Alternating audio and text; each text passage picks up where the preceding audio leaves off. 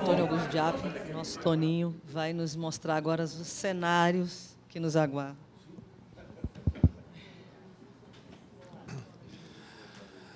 Bom dia a todos e todas. Queria, inicialmente, cumprimentar meus colegas de mesa, a doutora Josilma, Maria Lúcia Fatorelli, Eduardo Fagnani, e dizer da satisfação de participar deste encontro aqui do Coletivo Nacional de Advogados e Servidores Públicos, cumprimentar a coordenação deste colegiado, desse coletivo, pela iniciativa extremamente oportuna de debater esse tema da Previdência Pública. Trata-se, portanto, de um debate oportuno, indispensável e fundamental, para que a gente conheça não apenas as mudanças que estão sendo propostas no âmbito da Previdência, mas, principalmente, compreender as motivações dessa ofensiva governamental, né? Identificar os beneficiários desse desmonte da Previdência Pública e o modus operandi do governo e do Congresso, e todos eles a serviço do sistema financeiro, como bem demonstraram aqui os meus antecessores nessa mesa. Nós estamos, no Brasil agora, frente a uma conjuntura a mais adversa para os trabalhadores, servidores públicos e para os vulneráveis de um modo geral, ou seja, aqueles que dependem da prestação do Estado. Acho que nunca houve no país uma ofensiva tão avassaladora sobre os direitos, sobre as políticas públicas distributivas e redistributivas, sobre o papel do Estado, como as que ocorrem nesse momento. É um movimento articulado que inclui a diminuição da presença do Estado no provimento de bens e serviços, a desregulamentação de direitos e regulamentação de obrigações e a privatização dos serviços públicos. Essa reforma não é uma iniciativa isolada. Ela faz parte de uma estratégia de desmonte do Estado e da proteção social que incluiu e inclui, entre outras, a reforma trabalhista, com as novas modalidades de contratação em bases precárias, a terceirização, inclusive, em atividade fim, a emenda constitucional 95, que tratou do congelamento do gasto público,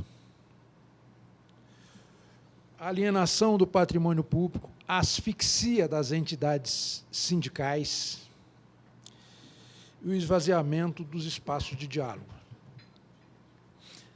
E o meu desafio aqui é buscar contextualizar esse ambiente político em que se insere a reforma da Previdência, chamando a atenção particularmente para as armadilhas que foram construídas para forçar a reforma, chamar a atenção para a narrativa que sustenta essas reformas, o modus operandi dos condutores dessa reforma e os interesses que eles representam. Eu acho que mais importante do que o próprio conteúdo que está nessa apresentação é compreender esse ambiente político. Se a gente não compreender o ambiente político, não souber as táticas que o governo tem empregado, a gente vai pregar no deserto. Vai continuar com o discurso de sempre, falando para a gente mesmo. Hoje, é preciso constatar, somos minoria na sociedade. Em parte por culpa nossa, e em parte por uma série de artimanhas e articulações montadas externamente. O debate no Brasil está interditado. E a nossa contribuição nisso foi grande. Nós consideramos golpista todo mundo que apoiou o processo de impeachment. E 99% das pessoas que apoiavam não eram golpistas, eram desinformadas. Elas tinham um problema de assimetria de informação. E a gente que prega a diversidade não teve a humildade de reconhecer que as pessoas considera uma série de outros valores para fazer julgamento moral. Nós consideramos apenas 2. A liberdade e a igualdade. Eles incluem a questão do patriotismo, a questão da meritocracia, a questão da família, a questão da ordem, a questão religiosa, quer dizer, tem uma série de outros aspectos que são absolutamente secundários, mas que a gente, em função do compromisso com as pautas identitárias, enfrentou isso como se fosse a coisa mais importante do país e nos isolamos nesse processo. A mesma coisa em relação aos eleitores de Bolsonaro, 57 milhões de pessoas que, em muitas ocasiões, nós classificamos como fascista, e muitas não são desinformadas. Só que elas sabem que a gente tem razão com as pautas que defendemos, mas elas não vão se deixar, por uma questão de vaidade, não vão se deixar liderar por alguém que, em dado momento, as classificou como golpistas ou como fascista. Então, esse é um processo que tem que mudar a forma de abordagem, aprofundar a narrativa e estabelecer um processo de aproximação. Eu me distanciei de parênteses, depois estou me aproximando aos poucos e estou compreendendo. Ele dizia para mim o seguinte: você nunca me ouviu a respeito de coisa nenhuma. Sempre me tratou com desdém. Agora, eu participo de vários grupos em que as pessoas me escutam, pedem minha opinião e pedem que eu reproduza umas coisas. Então, uma sensação de pertencimento, de acolhida é muito grande. E eu, com minha arrogância, viro lá, mas são robôs, imbecil. Né? Quer dizer, então, não tive a humildade de dialogar para dizer, olha, isso é um processo, né, que utiliza-se a tática do sequestrador de criança. Primeiro você dá a balinha, depois leva para o cativeiro. Então, você está sendo esse espaço, reconhecer, fazer autocrítica, que a gente foi arrogante, que a gente não dialogou a respeito dos conteúdos, né? E, se não se fizer isso, não vai se enfrentar esse processo, porque nós estamos num ambiente de pós-verdade. Então, essa conjuntura ela é absolutamente adversa nesse momento, e ela é produto do acúmulo de uma série de eventos e fatos acontecidos nos últimos 7 anos. As manifestações de junho de 2003 são, talvez, o movimento mais significativo nessa direção. Aqui eu digo com segurança absoluta de quem estudou isso com profundidade. As primeiras manifestações, as pessoas foram para as ruas para defender mais Estado, mais políticas públicas, mais governo, mais serviço público de qualidade, etc. Foi uma manifestação à esquerda do espectro político, que nós entregamos para a direita. As pessoas foram manifestar na dimensão de eleitor, porque queriam um sistema político que, se o eleitor fosse escutado, porque o eleitor é o titular do poder, ele, quando vota em alguém, o faz com base num programa, com exigência de prestação de contas e alternância no poder, e não estava acontecendo isso no país. Protestou na dimensão de contribuinte. O dinheiro dele estava sendo, todo dia, em manchete de corrupção e sendo construído estádios para as Olimpíadas, para a Copa do Mundo, que os pobres não iam frequentar. Protestou na dimensão de usuário de serviço público, porque os serviços públicos são de má qualidade. Não porque sejam intrinsecamente ruins, porque são públicos, porque são insuficientes. Protestou na dimensão de consumidor, porque a inflação estava voltando e os juros estavam subindo. Então, ele protestou em diversas dimensões, pedindo mais Estado, mais governo, mais políticas públicas. Como esse movimento foi convocado por rede social, e num regime representativo como o Brasil, ou em qualquer outro país do mundo, não existe, nada acontece se não tiver, num regime representativo, se não tiver liderança, CNPJ, interlocutor, para apresentar para quem decide uma pauta de reivindicação organizada e cobrar isso. Como não houve isso, ninguém sistematizou.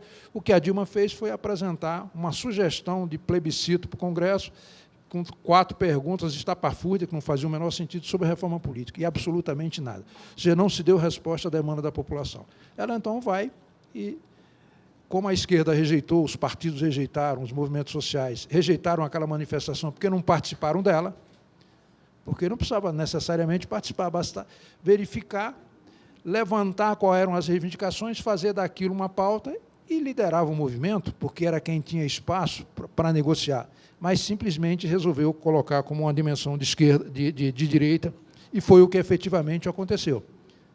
Então, a gente tem que ter muito cuidado com o que a gente deseja, porque ela finda se materializando. Foi o que aconteceu, se entregou para lá. A polarização e as contradições da eleição de 2014 presidente fez um discurso muito à esquerda do espectro político e nomeou o ministro, que era um coordenador de campanha do adversário, quer dizer, uma contradição monumental. Como é que a população não vai se revoltar com uma atitude dessa? Votou na Dilma e levou o Levi, que era do Aécio? Isso é golpismo? Não.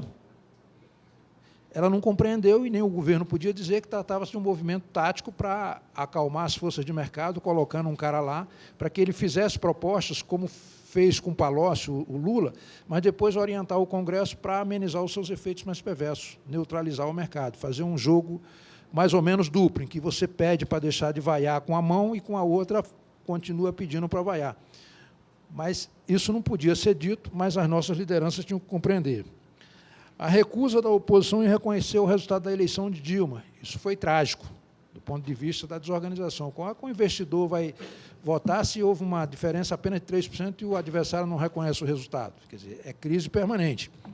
A eleição do Eduardo Cunha para presidente da Câmara em 2015, o processo de impeachment da Dilma em 2016, a efetivação de Temer em 2016, a eleição de Jair Bolsonaro em 2018, e tudo isso tendo como fundo uma crise ético-moral muito aguda, uma brutal recessão, uma crise fiscal do Estado brasileiro, aumento da violência e da criminalidade, aumento do desemprego, a insuficiência e a má qualidade dos serviços públicos, que é um ambiente propício à confusão, à desorientação, a ausência ou vácuo de lideranças políticas no país, né, por conta do processo do Lava Jato, movimento moralista justiceiro, ou seja, ele estava num ambiente político conflagrado, em que o debate se encontrava interditado, e que, num ambiente desse, o risco de retrocesso e importante conquista do processo civilizatório é muito grande, especialmente na área de direitos humanos, meio ambiente, e no esvaziamento do papel do Estado no combate às desigualdades regionais e de renda. É um ambiente muito confuso. Se configurava uma tempestade perfeita. E o que está em jogo desde aquele momento é uma disputa em torno da hegemonia do mercado sobre o Estado e a sociedade. E isso hoje está absolutamente caracterizado, né? Se a gente verificar, dos 3 setores do sistema social, o mercado tem perdido, melhor dizendo, o Estado tem perdido importância, né? Ele vai continuar tendo a primazia nas ações públicas, mas na administração dos bens públicos para fins públicos, mas passará por forte enxugamento e redução de sua presença na economia, no fornecimento de bens e de programas sociais e na prestação de serviço.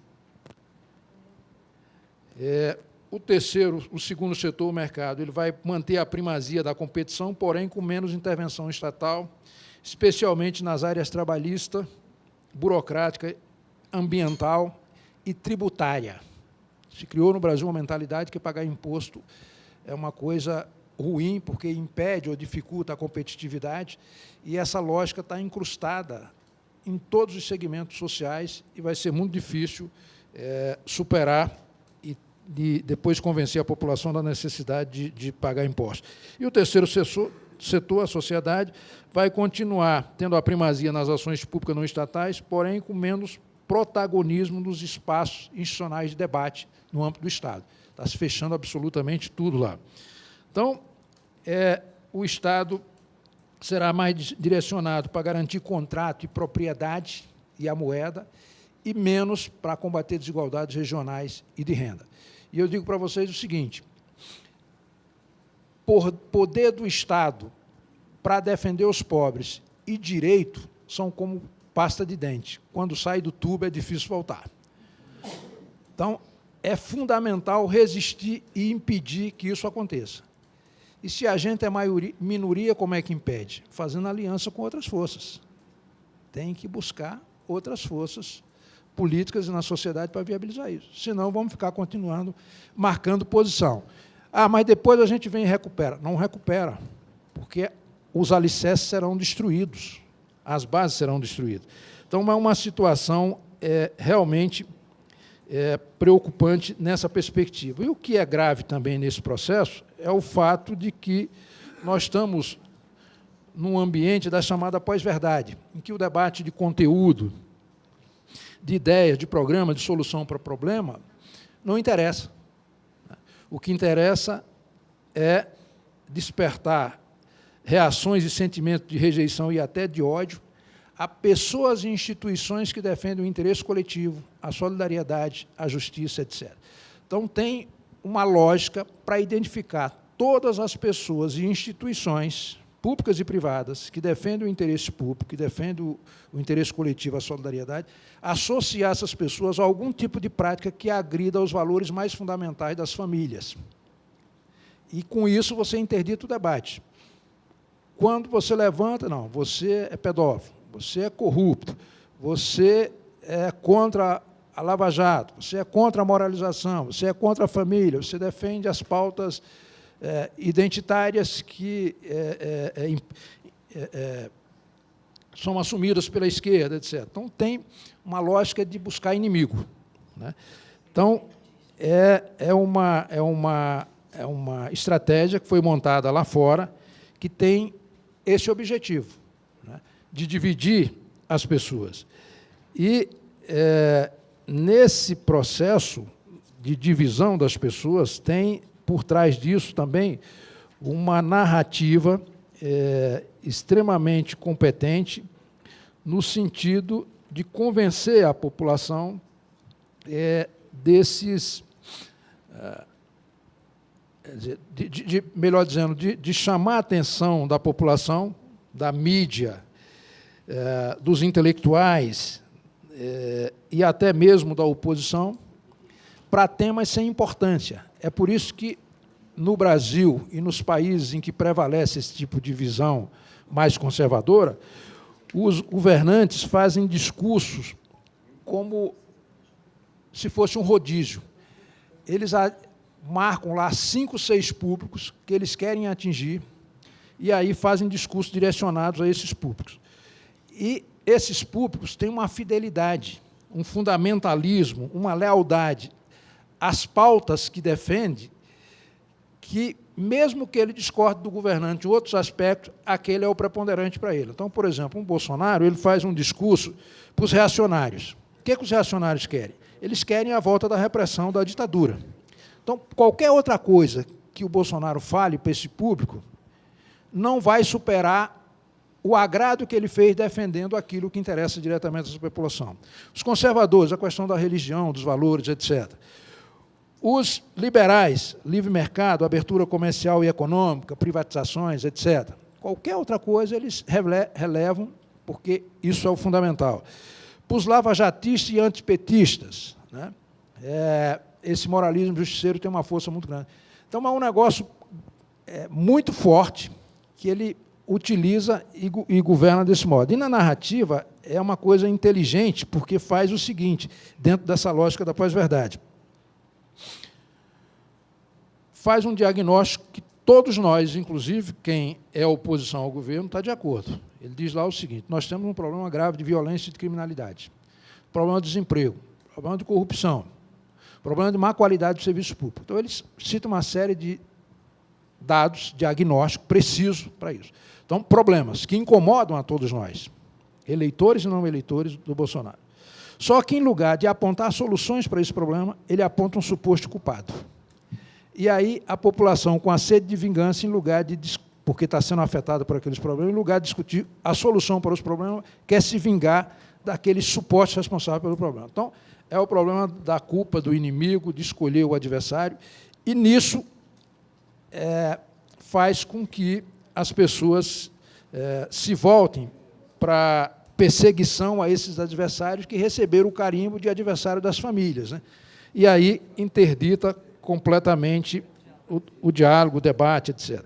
Então, é uma estratégia extremamente competente e muito preocupante desse ponto de vista. Adotam uma tática que, na ciência política, é conhecida como não decisão. O que é não decisão? É você tirar de pauta temas que possam contrariar essa visão que vem sendo implementada. A pós-verdade joga para um lado. Então, você vai, por exemplo, a ministra da Agricultura vai, numa comissão do Congresso, falar do envenenamento do país, da agricultura brasileira, dos agrotóxicos, a liberação de 100. E chega lá, no meio da conversa dela, ela diz, olha, no Brasil não tem fome porque tem mangueira, tem manga em tudo quanto é lugar. No dia seguinte, a manchete é isso. O assunto foi tirado de pauta, que era o principal, que era mostrar que estava envenenando a população com esse tipo de coisa. Então, essas manobras diversionistas estão sendo utilizadas com frequência. O governo está estruturado em 3 núcleos, um núcleo ideológico-cultural, que é o diversionista, que é o próprio presidente faz parte, aquela maluca dos direitos humanos, o ministro da Educação, o ministro das Relações Exteriores. Você tem um outro núcleo jurídico militar, que é ali do Moro, que é para dar certa legitimidade a esses malucos, e, ao mesmo tempo, perseguir os adversários do governo, e o terceiro núcleo, que é o liberal, que está tocando as coisas para valer. Então, está estruturado desse modo para exatamente produzir resultados sem que a gente veja que esses resultados estão acontecendo objetivamente. Então, a lógica da não decisão consiste no seguinte, se tem um candidato que pode ganhar a eleição e colocar em xeque esse projeto que está sendo implementado, se prende esse candidato, se enquadra no ficha limpa e tira-se da eleição. Se tem outro candidato que você não pode enquadrar assim, você dá um jeito de tirá-lo da disputa politicamente. Fizeram com Lula, enquadrando no ficha limpa e jogando na cadeia. Com Ciro, acionaram a esquerda para tirar o apoio do PSB e do PDT dele, desculpe, o PDT, PSB e do PCdoB, e a própria esquerda fez isso, do PL, foi a esquerda que fez isso, e a direita tirou os demais apoios do Centrão. Portanto, ele ficou sem condições de disputar. Então, não decisão, retira de cena. É dita-se uma emenda à Constituição 95 do congelamento do gasto público. Ora, se está proibido congelar e as receitas não são suficientes mais para dar conta das despesas, não há por que discutir políticas públicas de caráter distributivo ou redistributivo, ou a sua ampliação, se não há recurso para financiá-las. Então, tira de cena. Reforma trabalhista. Manda-se arquivar todos os projetos que tenham pertinência temática com ela para não ter matéria-prima para dialogar a respeito disso. Quando o tema incomoda e que pode prejudicar o governo, ele, então, dá um jeito de tirar de cena. Foi o que aconteceu com a reforma trabalhista, a reforma previdenciária do Temer. Ia perder no Congresso, faz a intervenção na segurança do Rio, suspende-se a tramitação até se criar as condições para a votação. Então, tem todo um esquema nessa direção, no sentido de criar as condições para apoiar, para aprovar essa agenda em bases neoliberais, cuja fonte principal é a chamada ponte para o futuro. E criam-se armadilhas muito consistentes no sentido de evitar, melhor dizendo, criam armadilhas no sentido de favorecer a aprovação de reformas muito impopulares, induzindo a população a apoiar esse tipo de ideia sob o fundamento de que, se não apoiar, a situação para elas vai ficar muito pior. Então, por exemplo, a reforma da Previdência teve 2 armadilhas. Uma que foi a reforma trabalhista. A reforma trabalhista atacou a Previdência pelo lado da receita. Na medida em que se precariza as relações de trabalho, especialmente via nova modalidade de contratação, com terceirização, pejotização generalizada, autorização para trabalho intermitente, etc., isso traz como consequência uma drástica redução na receita da Previdência. O professor mencionou aqui que são 2 terços vinculados à folha. Se você tem menos gente empregada, ou gente empregada em bases precárias ou informais, não tem arrecadação. Então, atacou o lado da receita. A outra armadilha, atacou o lado da despesa, que foi a emenda constitucional 95, que tratou do congelamento do gasto público em termos reais. Só para dar uma ideia simples, em 2016 se gastava 300 bilhões para pagar 30 milhões de benefícios. Em 2017, já eram 38 30 milhões e 500 mil benefícios com os mesmos 300 bilhões. Como esses benefícios anteriores, se tivesse ficado só os 30 mil, como eles são corrigidos pelo IPCA, já os 300 bilhões não seriam suficientes para pagá-los, porque esses bilhões seriam corrigidos pelo IPCA, que é a correção geral da Previdência, se aumenta por ano, de lá para cá, 500 milhões de benefícios. Se a gente trabalhar com a ideia de cada benefício desse seja de 2 salários mínimos, são 1 milhão de salário mínimo ao longo de 13 meses por ano, em cima de um orçamento congelado. Tem orçamento que suporte? Como a despesa previdenciária e assistencial é obrigatória, e o que se arrecada em nome dessa seguridade não é suficiente para pagá-la, já tem que pegar de outro lugar, se ela cresce, vai ter que pegar dinheiro da mobilidade, dinheiro da segurança, da educação, da saúde, do investimento, etc. Esse segmento perdem espaço na política pública, se estabelece uma disputa distributiva e as pessoas pedem que a reforma seja feita o quanto antes, porque, se não fizer, eles vão ficar sem nenhum recurso. Quando a Maria Lúcia Fattorelli disse bem que a questão da dívida é um dos pretextos. O outro pretexto é esse congelamento do gasto público. Então, o problema não está na Previdência em si, está no congelamento, que desvinculou a receita da despesa, pegou um orçamento no valor nominal, congelou e passou a reajustar. Isso é insustentável. Eles vão fazer agora, na sequência, a reforma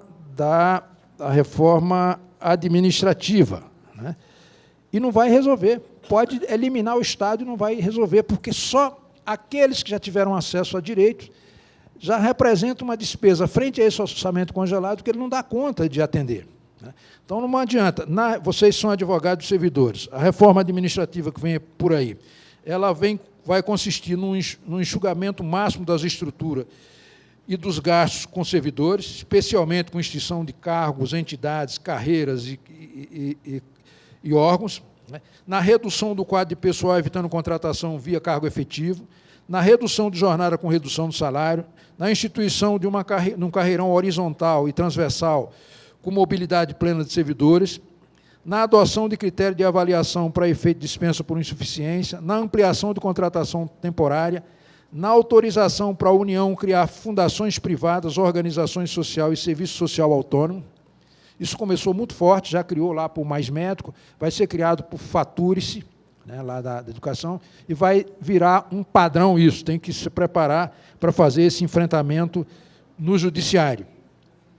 E na redução da estrutura e de pessoal, com a adoção dessas novas modalidades de contratação, além da descentralização, com a transferência para estados e municípios de uma série de atribuições da União. Então, tem todo um programa articulado nessa perspectiva. Então, é nesse cenário, nesse ambiente, em que se discute a reforma da Previdência.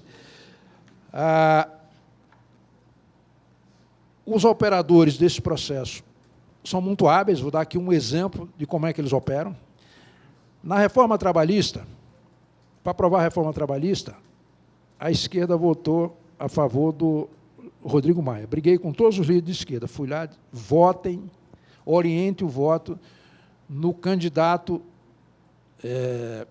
aqui do DF, o ex-deputado,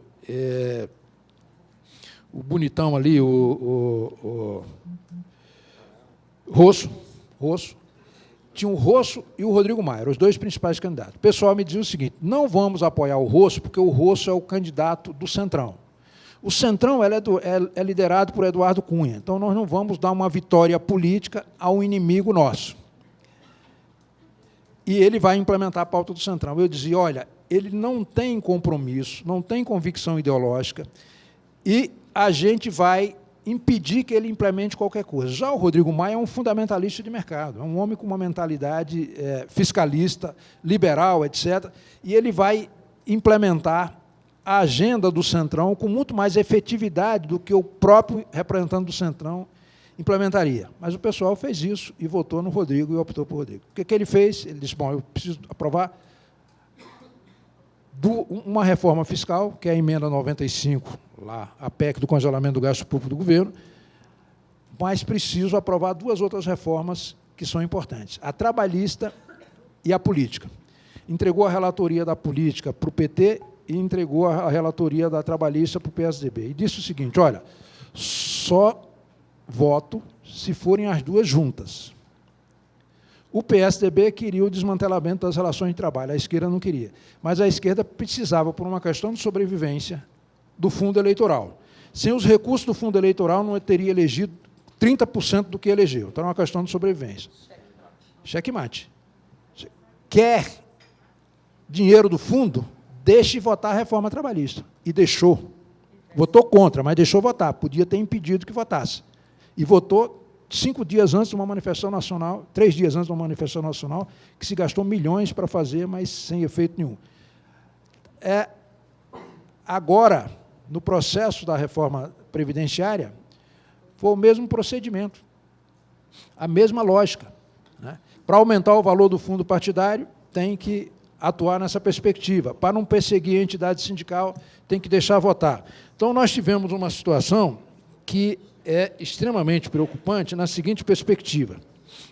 A correlação de forças no parlamento não permitiria modificar absolutamente nada na reforma trabalhista. Absolutamente nada. Por sorte nossa, o governo Bolsonaro acusou o Centrão de fisiológico e o associou à velha política, e o Centrão, para se blindar em relação a essa acusação, a essa narrativa, resolveu fazer um documento dizendo que tem compromisso com conteúdo de política pública e não era um meramente fisiológico. E aí, sem que nós fizéssemos nenhuma articulação, não houve nenhuma articulação, né? Eles produziram um documento dizendo o seguinte, que não aceitavam capitalização, não aceitavam aumento automático da idade mínima, não aceitavam BPC, não aceitavam rurais, e listaram lá salário mínimo, menos de um salário mínimo para a pensão, listaram lá 7 pontos e assumiram. Ou seja, se apropriaram de um discurso da oposição e da esquerda, sem que tivesse havido articulação, para se blindar em relação a essa acusação de que eram velha política. Se não tivesse essa acusação, eles não precisavam disso. E o governo teve que comparecer com o que eles realmente têm afinidade e defendem, que é ter emenda e ter cargo. Pagou duplamente. Então, nós tivemos uma sorte. Então, o que eu quero dizer é o seguinte, se não tiver articulação com essas forças mais ao centro, não vamos contar de novo com a generosidade. Então, o que eu quero dizer é o seguinte, essa tragédia que passou poderia ter sido pior, não fosse essa circunstância que levou a isso. Então, nós tivemos como avanço nesse processo, frente à ameaça de retrocesso concreto, que foi a supressão do regime de capitalização alternativa ao regime de repartição, a retirada parcial do BPC, porque é a parcial, porque quando coloca lá no texto constitucional que vai ter renda per capita mínima de 1/4 de salário mínimo, renda familiar de 1/4 per capita de 1/4 de salário mínimo, na lei existe essa regra, mas na lei diz o seguinte, que o próprio BPC não conta para esse efeito. Quando coloca na Constituição sem essa ressalva, significa dizer o seguinte, se você tem uma família com três pessoas, 2 idosos e um deficiente, pela regra de hoje, os 3 podem receber o benefício. Pela nova regra, só um poderá. A retirada dos trabalhadores rurais da PEC, mas como desconstitucionalizaram, o método de fazer o cálculo pode prejudicar esse trabalhador. Restabelecimento no texto permanente da garantia de reajuste. Estava sendo retirado e voltou. Supressão da regra de aumento automático da idade mínima, sempre que houvesse aumento da expectativa de vida após 65 anos. Uma regra de transição para o servidor, uma tragédia. 100% para servidor civil, 17% para militar e 30% para detentor de mandato. Olha a discriminação. Mas aí o Novo vai lá e faz um destaque para suprimir isso. Ah, não estão gostando da regra, 100%? Então vamos suprimir. Aí nosso pessoal vai lá, vota a favor, defende a regra, e o Rodrigo Maia ainda ironiza. Quer dizer, aquilo que não prestava agora virou uma beleza. Né? Quer dizer, então, é uma situação...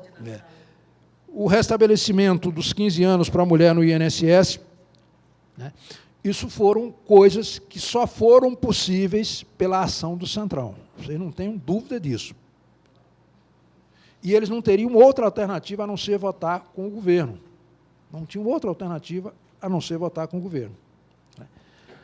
porque pertencem a partidos que defendem a agenda liberal e fiscal. Então, o fato é que agora continuou uma série de retrocessos, como a desconstitucionalização, com exceção da idade mínima, tudo está desconstitucionalizado. A exclusão dos estados, que é falsa essa exclusão, porque o Estado pode, por uma lei, revogar a regra de transição das emendas 20, 21, 40, 20, 41, 47, etc., que continua valendo para eles, mas, uma vez promulgada a reforma, está dito lá, lei no Estado altera a regra. Está absolutamente claro nesse sentido. Isso está na minha apresentação. Extinção do contrato de trabalho do empregado público no momento que se aposentar. Então, hoje, o funcionário estatal ele pode se aposentar e continuar trabalhando, mantendo o vínculo. A partir da promulgação, tenha ele direito ou não a se aposentar, se ele não tiver aposentado, não tiver executado o direito, ele não vai poder mais continuar trabalhando, vai ter que ser afastado. E ainda tinha a regra lá, que foi retirada, que ele não teria indenização, não receberia os 40% do FGTS nesse momento. Redução do valor da pensão, a forma de cálculo dos benefícios, a incidência de contribuição, que é uma tragédia. Então, você tem o aumento da contribuição para ativos e aposentados, possibilidade de contribuição extraordinária para ambos, né? E, no caso dos aposentados e pensionistas, ainda tem a incidência a partir de um salário mínimo, não mais a partir do teto do INSS, para esse efeito. Os abonos continuam devidos integralmente só até que a lei defina as regras, mesmo que o sujeito já venha recebendo, se a lei de estabelecer de modo diferente, também vale para ele, né? A possibilidade de bancos e seguradoras gerirem os fundos de pensão e até a ameaça de extinção dos regimes próprios. Então, é uma reforma trágica. Nos destaques, nas votações, a oposição conseguiu aprovar 2 destaques, um do PDT e um do PSB. Mas sabe a que custo? Abrindo mão de destaques no segundo turno. A oposição tinha direito a 9, só apresentou 7. Cada partido abriu mão de 1 para ter o voto de partidos da base do governo para viabilizar a aprovação, que foram aqueles destaques lá que trataram dos professores e dos trabalhadores numa única regra que permite que possa contar a partir de 15 anos, do 16º ano, para efeito do cálculo, mas naquela única regra do trabalhador. Fora disso, vai ser aquela regra lá de 60% mais 2% para cada ano, que excede os 20%. Mas numa regra em particular, para os homens, começa a contar do 16%. Dos professores. Então, a acumulação, está aqui na apresentação, que eu vou deixar aqui com vocês, é trágico. O máximo que um servidor público pode acumular, pensão de aposentadoria, de pensão com aposentadoria, é R$ 5.560. Os caras ganham, tem 2 magistrados, cada um ganha R$ 39 mil. Se um vem a falecer após a reforma, ele só pode acumular da pensão até 5 mil e pouco, e no caso do INSS até 2 mil e pouco. Tem uma tabelinha aqui com esse cálculo.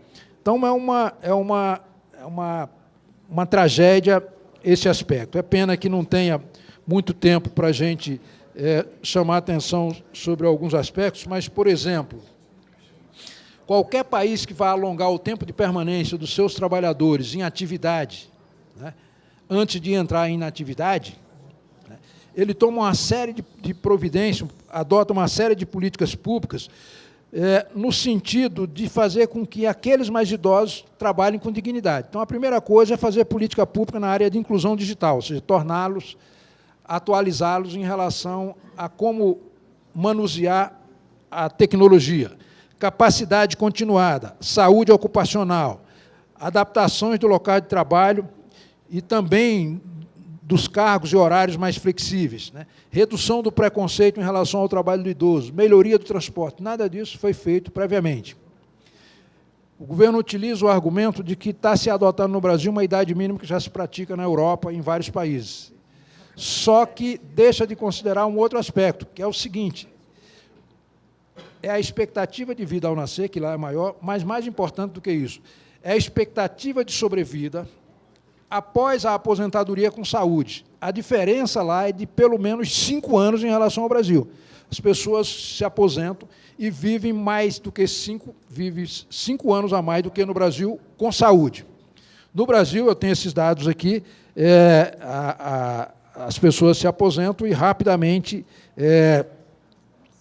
entram num processo de adoecimento e não vai usufruir da sua aposentadoria. Então, uma reforma que atinge os fundamentos da concessão do benefício em 3 dimensões: na idade que aumenta, no tempo de contribuição que aumenta e no valor do benefício que diminui. Então, as 3 negativas para o servidor e o trabalhador do setor privado.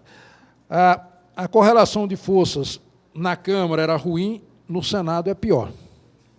O que os senadores vão fazer é o seguinte: é exigir que se resolva o problema dos estados como condição para votar a reforma da Previdência. Mas, se não resolverem, vão votar do mesmo jeito. Como se o governo não tivesse atendido aos apelos do Centrão em relação aos conteúdos, eles iam votar do mesmo jeito. Eles não tinham alternativa. Então, uma situação muito, muito desfavorável. Nosso levantamento é que nós temos 17 votos, podemos chegar no limite, no melhor cenário, o mais trágico deles, a 27, portanto, não tem poder de impedir que aprove a reforma, e o governo teria ali entre 54 e 64. Então, teria que se construir alternativas e mecanismos, formas de atuação, semelhante àquelas que foram feitas lá em 2003, no governo Lula, quando se criou a alternativa da PEC paralela. Aquilo ali foi uma construção que não fosse o Rodolfo, o vice da Maria Lúcia Fatorelli, o Pedro Delarry, que fez a revelia da Maria Lúcia, e o Rodolfo, que foi lá e sustentou a ideia de que a PEC paralela era fundamental, era preciso aprovar, porque não se acreditava que pudesse ser aprovado. E aí o Paim, numa estratégia muito bem montada, disse ao governo o seguinte: olha aqui, eu tenho uma lista de 14 senadores, está aqui a lista, do nosso campo, que vão votar contra essa reforma se ela não amenizar os efeitos mais perversos dessa reforma com regra de transição. E aí pegou a assinatura de 14 parlamentares que assinaram como um movimento tático, dizendo: olha, eu estou autorizando você a dizer isso em meu nome, eu vou confirmar publicamente que vou votar contra, mas se a gente não conseguir a PEC paralela, eu vou votar a favor. O Pedro Simão fez isso, o Rames Tebet fez isso, a Maria Júlia Carepa fez isso. Então, tinha 14 pessoas que, somada à oposição, inviabilizaria a reforma. Então, fez esse blefe, o governo concordou, aprovou a PEC paralela. Depois, na Câmara, houve um embarreiramento, mas aí o Severino foi eleito presidente. Presidente fraco é bom, porque a gente consegue furar a fila. Presidente forte, como o Rodrigo Maia, ideológico, não se fura, não há pressão que supere, porque ele tem um compromisso arraigado com o sistema financeiro, né? Segura a onda. Então, esse é o problema que nós temos aí. Então, ou se faz um arco de aliança amplo na sociedade e no parlamento, ou as mudanças vão ser inexoráveis. E aí, difícil de reparação no futuro. Esse governo não tem a menor chance de dar certo frente ao povo, porque essa é uma medida de enganação, e as 3 condições para que um governo dê certo é ele ter capacidade financeira, ter recursos. Não vai ter. Porque está abrindo mão, né, de recursos, não quer aumentar a carga tributária e está abrindo mão. A segunda condição é capacidade institucional e instrumental, ou seja, a eficiência da máquina pública, com mecanismo de regulação e controle. Ele está desmontando a máquina pública, então não vai ter como atender a população, as demandas da população. E o terceiro é capacidade operacional, portanto, interação com a sociedade, com a política, com o mercado, com os outros poderes, que ele não tem, mas o fato de estar numa crise grave e ter um Congresso liberal e um Poder Judiciário afinado com essa agenda faz com que, mesmo o presidente sendo louco, alguém vá lá e defenda uma agenda que ele fez sua por circunstância para viabilizar a eleição. Então, é um quadro que não se sustenta por essa razão e por outros. Eu fiz um levantamento e verifiquei os presidentes todos dos últimos anos no Brasil. E aí a gente verifica lá o seguinte, que o único presidente, os únicos presidentes nesse período que não foram pragmáticos do ponto de vista da postura foram o Collor, a Dilma e o Bolsonaro. Os 2 primeiros já caíram e o outro vai cair, uma questão de tempo. Todos os outros foram pragmáticos. Outra característica, o estilo desses políticos. O Sarney, conciliador, o Itamar, coordenador, o FHC, moderador, o Lula, coordenador, o Michel, conciliador. Olha as características. Aí vem o que caiu, Collor, centralizador, aqui caiu Dilma, centralizadora, e o que vai cair, confrontador, Bolsonaro. O capital político, Sarney, negociador, o Collor usava o carisma, o Itamar, autoridade moral, o Fernando Henrique, autoridade intelectual, Lula, carisma, Dilma, gerencial, caiu, o Michel, negociador, e o Bolsonaro, mobilizador. Então, pelas características que a gente tem aqui, não tem como se sustentar pelo perfil, de um lado, e pela política. E, para concluir, dizer o seguinte, isso é que é muito grave. O governo brasileiro, o atual governo, que não tem divergência no seu interior, né? Ele é um governo monolítico, é um governo que está aí com essa visão conservadora e essa visão liberal muito arraigada. A visão desse governo em relação ao Estado é a pior possível. Ele associa o Estado à corrupção, a produzir mais caro do que o setor privado, portanto, vê o Estado como perdulário e que gasta mal, e vê o Estado totalmente aparelhado pela esquerda. Então, ele vai tentar desmontar esse Estado. Esse é o diagnóstico do governo. O prognóstico do governo. Bom, se é assim esse Estado, nós vamos, então, reduzir a máquina pública, reduzir a presença do Estado no fornecimento de bens, na prestação de serviços e nos programas sociais, reduzir a regulação e o controle e fiscalização e expurgar a esquerda do governo. Então, tem uma lógica nesse sentido, uma vontade deliberada do governo. Se isso se combina com um ambiente de crise fiscal, então é juntar a fome com a vontade de comer. E num ambiente desse, não tem que ter pluridos, não. Tem que fazer alianças, tem que impedir que a tragédia aconteça. Depois que acontecer, pode ser que a esquerda volte ao poder daqui a pouco, mas vai voltar para governar o quê? Vai pegar a massa falida? Então, tem que impedir que isso aconteça. E, lamentavelmente, eles têm tido um instrumento de chantagem em relação aos nossos detentores de mandato, que são numericamente insuficientes para embarrear qualquer coisa, né? E, como tem independência, fica tendo que ceder esse tipo de chantagem, aceitar a reforma trabalhista, deixar votar contra, para viabilizar o fundo eleitoral. Agora, a chantagem é a seguinte, se encher o saco, a gente termina com o fundo eleitoral. Como não tem mais espaço no governo, não tem mais interlocução no mercado, vai se viabilizar como? Então, é um quadro realmente muito difícil e eu só vejo uma alternativa para ele.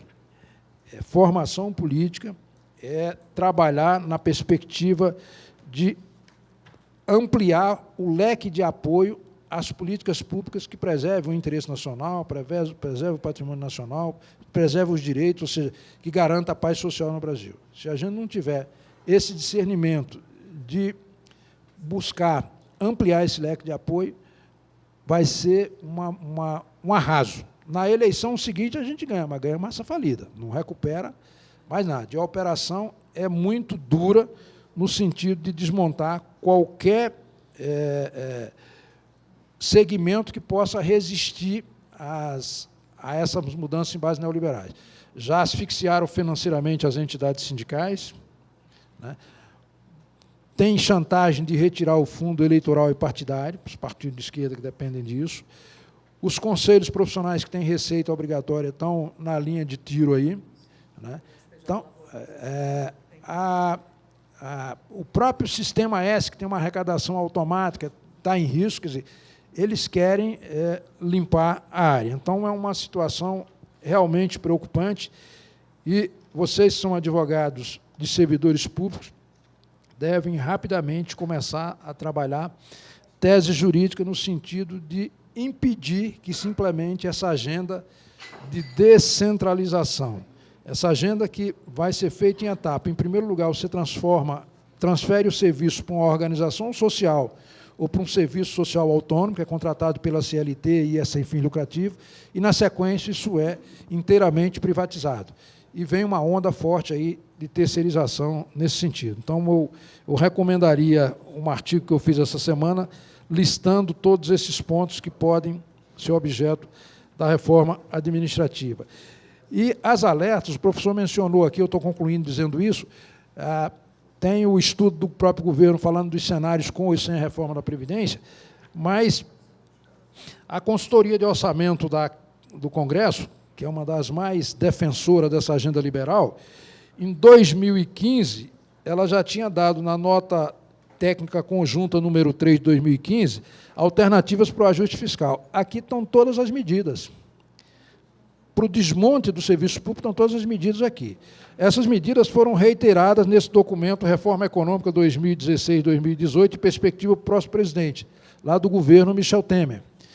E no setor trabalhista está sendo implementada integralmente os 111 pontos divulgados em 2013 pela CNI. Peguem aquilo lá que é a bússola para o setor privado.